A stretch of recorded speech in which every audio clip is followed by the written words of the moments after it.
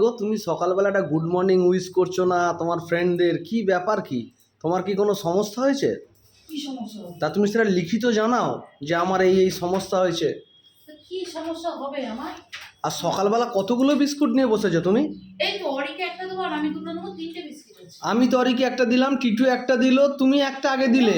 ও তো আমার সাথে না, আমি একটা দিই, ওই টিটুটাই হাত থেকে নিয়ে ওকে দিই। হ্যাঁ, ও তো আমার সামনে ঘুরছে যে ও খায়নি বলে। মানে সেই জামাইয়ের নামে পাঁঠা মারা কল। দেখেছো এক্সট্রা কথা বলছে না।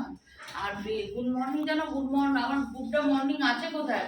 ছাদে গিয়ে দেখো কত কেচেছি আমি, কত কেচেছি। ভগবান পাপ দেবে, জিভ খসে পড়বে। ঠিক আছে, আজকে আমাদের কাচাকুচি ডে, কালকে ঘাট না, কালকে না পরশুদিন ঘাট।